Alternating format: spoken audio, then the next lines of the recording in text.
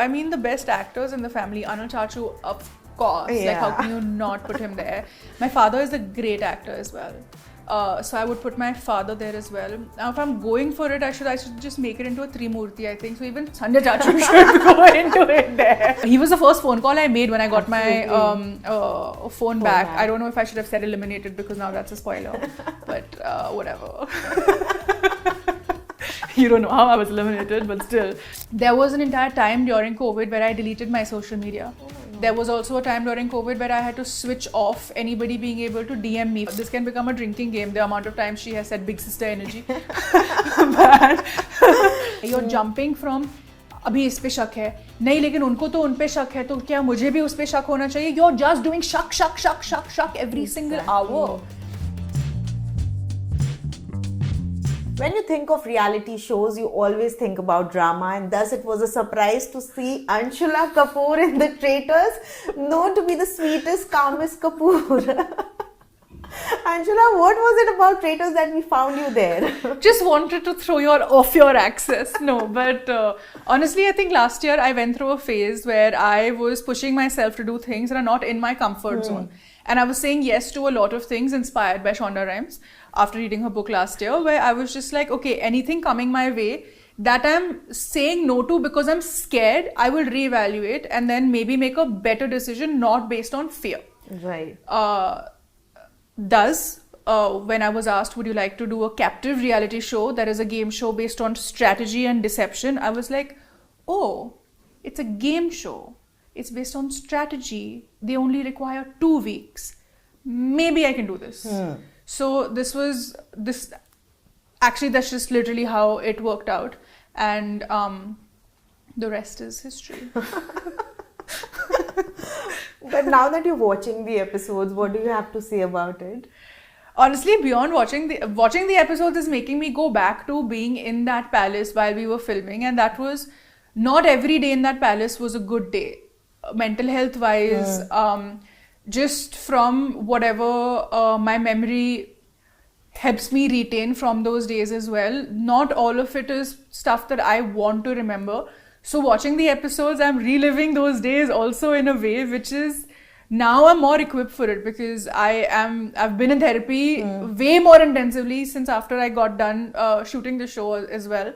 But now I'm equipped to handle those days. I'm equipped to relive those days, talk about those days. So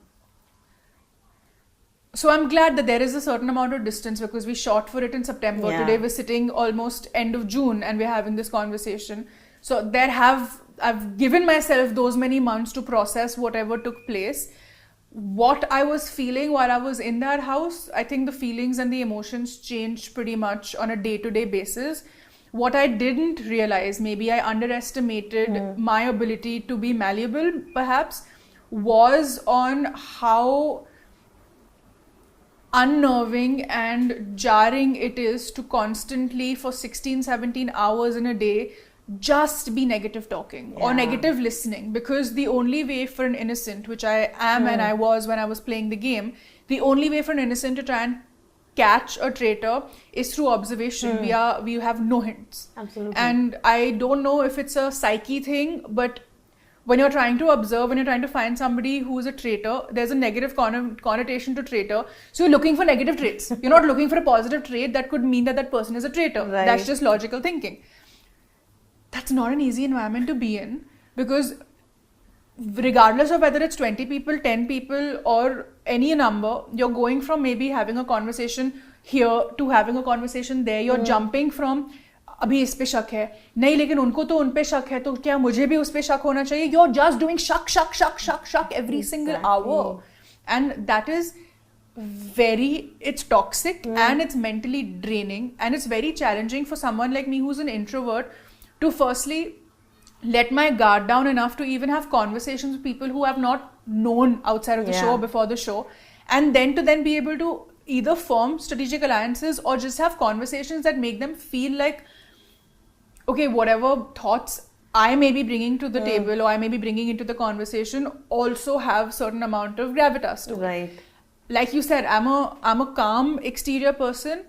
I'm also a very straight shooter of a person. I don't like being emotionally front-footed. Yeah. I don't like showing volatility because I feel like I've had to live enough of my life in the public eye to know that there is certain amount of distance I like maintaining when it comes to perhaps cameras, and maybe that was something that led to me being a little bit more myself even when I was surrounded by so many of those cameras. I at no point have played the game for a camera. I have always played the game thinking it's strategy, thinking that I am just living immersively in Mafia. I don't think that's how the makers eventually wanted us to play the show. Emotions on a daily basis seesaw. Yeah. And it is but natural for people to have outbreaks. It is but natural for people who are going by their own gut instincts and convictions, and then they are let down because somebody that they thought as a traitor didn't turn out to be a traitor. It breaks you. Yeah. It makes you question everything about yourself. You start questioning it's like self-doubt multiplied by 10,000. Absolutely. Because you are going by gut and your gut is telling you you're wrong. Where does that leave you when you leave the show? Your axis balance is completely off kilter. Absolutely. And that's also something that I had to deal with once I was out of the show, because I had just no ability to decision make. I was questioning every single small or big choice. God. And that's not something I expected to come out of the show with. Yeah. But any point did you regret doing this show? I don't know if regret is too strong a word, but some of the times in the show, even what will be my last mission on the show and my last appearance on the show, that particular day was an extremely challenging day for me. The mission that we had to do took me back to a place in my own personal life that was not the best place to be in. I regretted doing the show then because we were promised a sense of support that would be there from a mental health point of view, and that was absent. Right. That was one of the days that I really did feel like, why did I sign up for this, and why am I not being treated like a person versus just like a piece of content. Just like a piece of paper, for example. Yeah. So because I don't think I changed in terms of personality, and there were no repercussions from the show that therapy couldn't reverse, I don't think I want to say I regret it. Yeah. Would I want to put myself again in this kind of position? If I do, it would be with a lot more questions being asked first versus trusting that what is being told to us is actually what will be delivered. True. But did you guys have like a personal screening when the show aired with the family? No, she is very, very busy traveling. So the when the first 3 episodes dropped, I had my friends and like a few people come over here and like we did a screening, but I haven't, I don't think she's seen the show yet. I don't know if she has, because I told her that once you see them, like we're going to have a conversation. So I'm not sure if she's seen anything in terms of episodes. Like I know Arjun Bhaiya hasn't seen it yet either. Because I have perhaps relived every single day. He doesn't want to. That after I got eliminated and like we were speaking, he was the first phone call I made when I got my phone back. I don't know if I should have said eliminated because now that's a spoiler, but whatever. You don't know how I was eliminated, but still. He was the first phone call I made, and I had like a 3-hour conversation with him going into the wee hours of the morning. And then when I came back home, I've again had like long, intense conversations with him. Because he, for me, is like when you want to go touch grass and touch earth and feel normalized, he is literally the human version of that feeling for me. So sweet. Absolutely. But Anshula, also you've been in the spotlight since childhood, but you've come out of your own. Like we know Anshula Kapoor as someone who's doing such amazing videos on Instagram, who talks about body positivity, about grief, about family.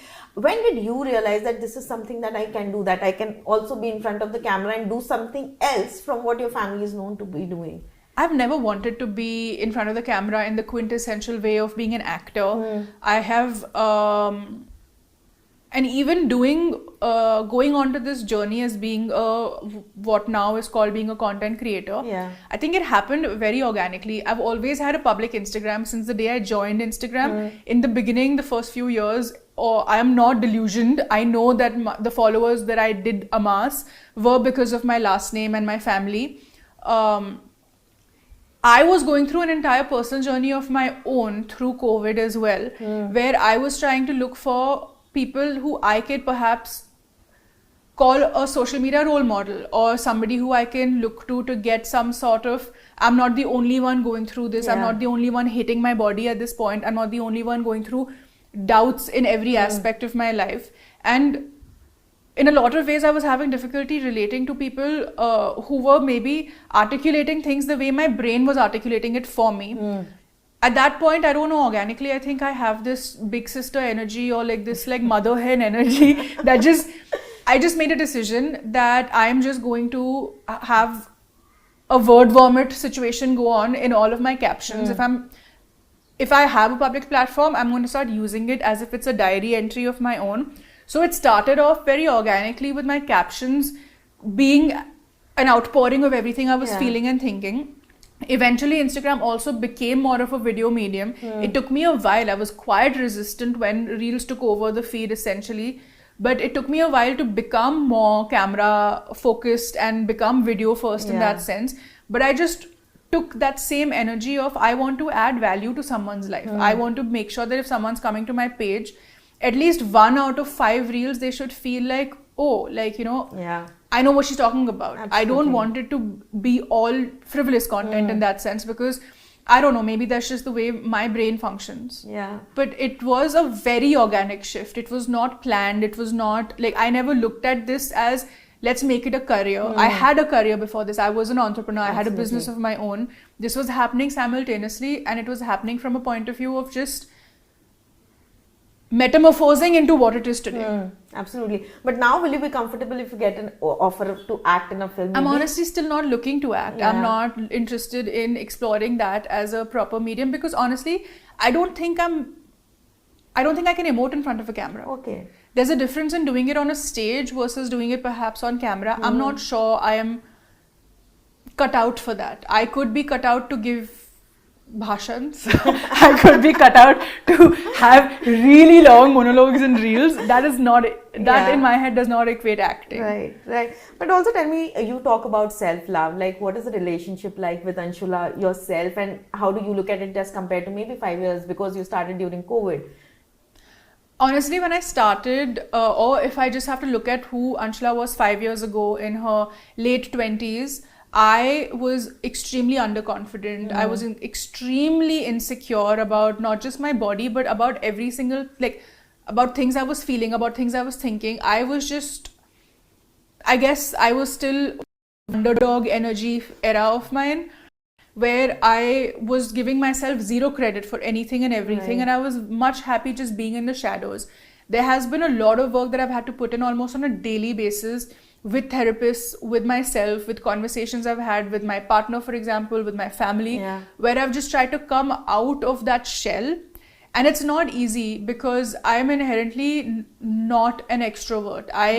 The way for me to deal with something is overthink and process something mentally 100,000 times before I can speak about it. I'm trying to change that. But I'm also realizing that my worth has nothing to do with my reflection in the mirror, which is where I was getting stuck at 5 years ago. True. I would wake up in the morning, I would see somebody looking at me in the mirror, and I would just be like, I hate her. And the minute you talk to yourself by being like, I hate her, there's nowhere up to go from there through the day. Then the entire day just becomes a negative spiral. So to get myself out of that, I think I've reached a place where today, if I look at and I still have really bad body image days, I can't lie about it. But now when I look at myself in the mirror, I do have that person on my shoulder saying, oh my God, you look like shit. You are shit because you look like shit. But I now also have the other shoulder saying, but you are more than who you're looking at in that mirror. It doesn't start and end with that. You can work on maybe making that better, but if your insides is empty, that is not going to matter. And that shift is something that I need to give a lot of credit to, and it took a lot of work, and it still takes a lot of work, because first instinct always is to judge yourself on the basis of what you're seeing. Yeah, that is true. But also social media is such a place that reeks of negativity. I mean, Anshula, when you decided to put yourself out there, maybe your relationship also out there in public, how did that journey kind of come about, and who was there to support you that go ahead, even if you face negativity, even if you face troll, we are there? I mean, of course, I have a very supportive family in that sense. I have a supportive partner, but putting my relationship out there, I waited months. I think we were maybe 8 or 9 or 10 months maybe into the relationship before I made it public. And it was made public with his opinion and consultation. Like if he would have been uncomfortable with it, it never would have become public. Regardless. But that part of my life is still very special and very sacred. It also is my first relationship. So all of my uphills and downhills, I don't want to put that on social media. So I try not doing that. Like my page is not a page about a couple in that sense. But there are organic moments together because we do end up traveling together, spending time together. If they come across, they do come across. I'm forgetting what the other part of this question was. So trolls. I think if you are born in a family that's in the public sphere, you have to have thick skin. You don't have a choice but to have that thick skin, because not only are you going to be trolled for being who you are, but you are also going to have to listen to people trolling every other person of your family that you love. When I started Instagram, social media was not the behemoth it is today. Trolls were not really a huge thing. Trolling has become more of an issue, I think, in the last 4 or 5 years versus previously. There was an entire time during COVID where I deleted my social media. There was also a time during COVID where I had to switch off anybody being able to DM me, for example. But it was conversations with Bhaiya, for example, conversations with Janu that made me realize what it means to have a thick skin, what it means to be like it. Where do you use your energy? In what conversations do you actually want to put in that energy to have a retort and have an argument with somebody who's never going to meet you? Plus, it took me, pretty easily I figured out that the person who's trolling me or trolling my loved one doesn't have one iota of actual information about who that person is, how we are, how we behave. It's almost like you're judging the entire show based on 20 minutes of footage. Absolutely. You can't judge an entire human being based on one image or one quote or something attributed to them that could have also been completely misconstrued. So you have to figure out a way to not read too much into it, because you have to hold close to you who you are and who your family members are, for example. You know them. You hold on to what you know, and that is the truth. You can't be as affected by what everybody else is saying, because we do live in a free world. Everybody is entitled to have an opinion. I'm sure I have done the same thing where I may have just wanted to gossip about somebody I don't know. Difference is I'm not doing this on somebody else's page on social media, and I'm not throwing vitriol at them. But now not everybody is going to think the way that I do. Absolutely. And how's your relationship with Arjun evolved over years? And of course your other 2 sisters also, because the constant glare on social media sometimes affects, maybe you're just not talking to each other while the camera is on, that would lead to news. No, but Bhaiya and my relationship actually, it has evolved a lot from the time that mom has passed away, because he became he's 6 years older almost, so he's always had that like older parent vibe to him when I was growing up. But after mom passed away, I think he took that responsibility way more seriously. So we've always had that relationship that is a mixture of co-parenting, like we take turns into parenting each other, but also being siblings, but also being friends.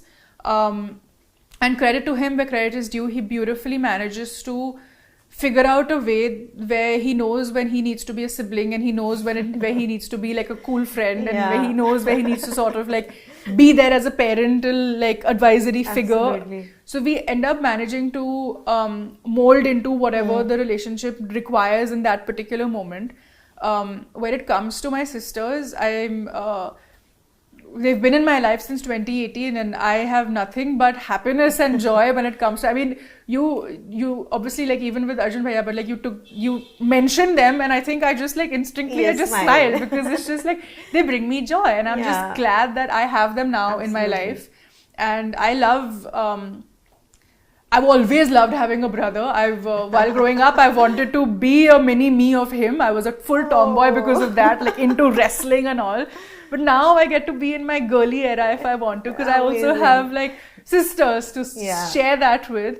And I feel like it also is now I don't have to only rely on Bhaiya for things. I can speak to Janu and Khush about things. I can, like, I value their opinion. I value their company. Amazing. I enjoy their company. Yeah. It just, it's a new form of comfort, and I'm glad I get to experience that. And you guys laugh at those stories that I was talking about how We don't really feel like, we try and keep all of this like chatter, media, this, that, Amazing. like out of it, because there has to be at some point where you funnel it out. You are always so publicly available.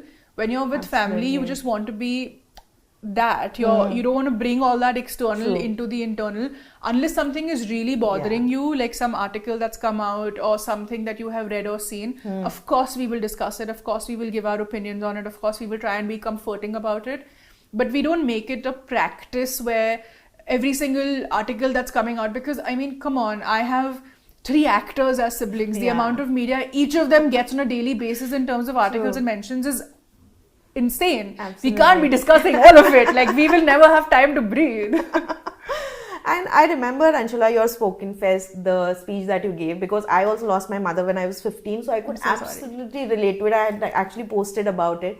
Tell me, when you look back, how has grief shaped you? Because I think that is one emotion that completely changes a person. So saying yes to doing spoken piece at Spoken Fest also was me diving out of my comfort zone for once. But I was 21 when I lost my mom, and more than just grief shaping me, I think life was still shaping me, because you aren't really a fully formed adult at that point. You can perhaps relate to this when I say that grief is not a one and done thing. Like, you don't grieve and you move on. Like, it's not a book that you've closed and you've dumped somewhere. Grief is coming at you almost every day. It's a wave that's hitting you. It's got those ebb and flows. Some days it's waver, some days it's much lesser. So in that sense, grief shapes me every single day, because every single day I think about mom. I miss my mom, and I'm only always trying to make sure that I am never forgetting any part of her. My piece was on not being able to remember her voice. And I did go through that. And that was the scariest 2 years of my life, because how can you not remember the one voice that's spoken to you for every single day of your life for 20 years? How can your brain be so cruel and so mean? And that has basically instilled this fear in me that if I don't keep talking about my mom, I will forget her. I will forget what she smells like. I will forget what her hug felt like. I will forget her voice, and that's unacceptable to me. So you do carry that every single day. I think having had to grieve her the way that we've had to grieve her, it's done 2 things for me. In my 20s, it made me realize that the love that I got from her, which was unconditional, I want that from more than just my brother. I want a partner. I want that companion. I want to share that with somebody else as well. And that also came a lot from me missing that love coming in from mom. The other thing that it made me realize is that this took a while, the second realization that life is too short. Like, you really don't know if there is a tomorrow, if there isn't a tomorrow, between health scares and then COVID and just like life coming at you. So if there is something that you want to say, if there is something that you want to do it. Yeah, absolutely. And Anshula, lastly, of course, we've been told you're also writing a book. It would be great if you could just tell us more about it. So I am with Penguin. It's a non-fiction book. It is, I feel like this can become a drinking game, the amount of times she has said big sister energy.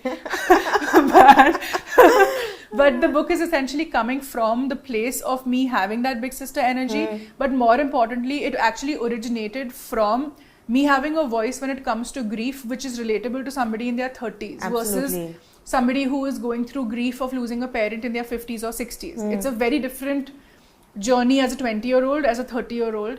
A lot of the book is about me, how I've come into my own. A lot of the book is about me navigating life after mom. A lot of the book is about just my lived experiences in anecdotal big sister ways.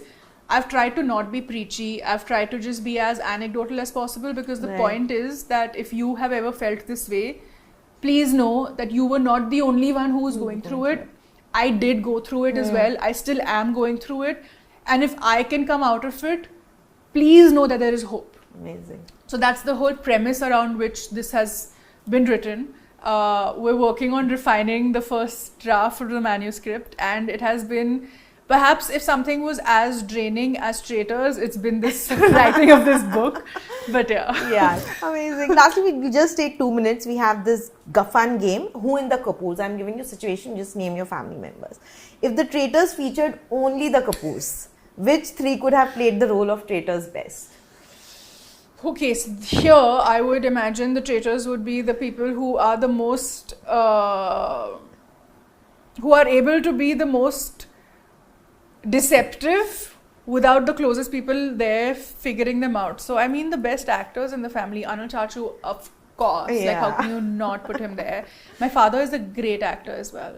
So I would put my father there as well. Now if I'm going for it, I should just make it into a Trimurti, I think. So even Sanjay Chachu should go into it there. Safe. Who could win these reality shows? Dance India Dance. Arjun Bhaiya. Indian Idol. Who can sing? None of us can sing. Okay.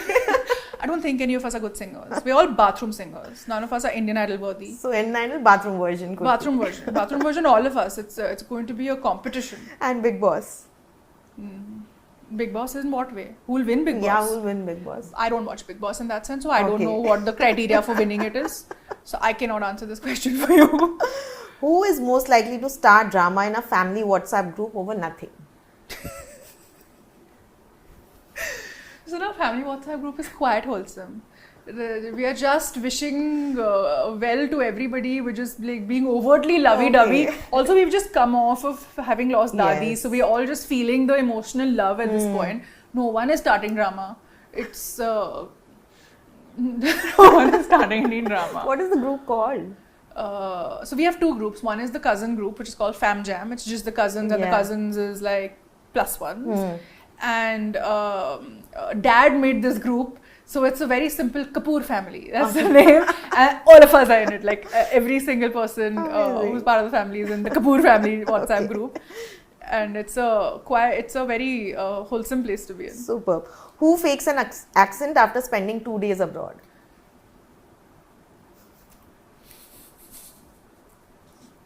Me. This she's taking it for the family. I can sense that. Okay, if you were stuck in a lift for 3 hours, which family member would be the absolute worst company? I think Sonam Didi is claustrophobic. So just Okay. because of that, I don't want that energy for her, and I don't wish for that to happen for her. So she would not be good company that I would wish this upon. I would also not want to be stuck in an elevator with who else from my family? For what other reasons? Someone who panics a lot, maybe? Or someone who's just over chill? Jahan, because even if I had to ask him, let's get out of here, he'd be like, why? It's fine, chill out. So that chill out, perhaps. I would need somebody who's a little... Okay, who's a crybaby when the film doesn't work? No, I think we all have enough of our hits and misses come our way that we know for a fact that it's just part and parcel of life. So nobody's a crybaby, but everyone gets affected. Absolutely. Who can be good at bargaining while shopping? I know who can't, Janu can't. Okay. I'm also not a very good bargainer, to be honest. I'm a good bargainer in some places. In some places, I just feel no. Sanjay Chachu would be a good bargainer. Oh, amazing. If the Kapoors went on a group holiday, who would cause the most chaos at the airport? My father. Yeah. Kahan hai sab? And who's most likely to pack 7 suitcases for a weekend trip to Lonavala? All of us. Oh. This, guys, it's a family of actors. There's going to be a ginormous wardrobe going everywhere. Who has the best reaction, makes faces during awkward family moments? Janu. She also spaces out during half the... Khushi spaces out. Janu just is like, what is happening? Mahip also, like Mahip Chachi also, sometimes she'll just be like, what she's feeling is on her face. And it's the most entertaining thing. I'm sure. Who can get away with murder just because they are the family's ladla or ladli? My father's Ladla and Ladli is Khush. So if Okay. Khush does anything, can get away with it. From an overarching family, there are lots of these favorites. So I think Jahan would get away with it. I think all the younger, I'm just even the Okay. youngest at this point. Who's the most extra at Diwali parties? Outfit, entry, everything. Sonam Didi. Okay, She also hosts the best Diwali parties. amazing. And lastly, who would get a tattoo in Bali and tell everyone it has deep meaning, but it's just a pineapple? That's so mean. So Khushi loves getting tattoos. Khushi and I have a tattoo together. Okay, wow. So she's capable of doing that, but yeah, just because she likes getting tattoos, not because she thinks it has deep meaning and then turns out to be a pineapple. She'll find deep meaning in that pineapple. But yeah, What are your tattoos? I have 4. So I have Ma with the infinity. I have Arjun Bhaiya with an anchor. Amazing. I have a puzzle piece with Khushi because when we stand together, then we're 2 pieces of Oh, a wow. puzzle. And I have a semicolon to remind me that life goes on. Absolutely. So, yeah. Amazing.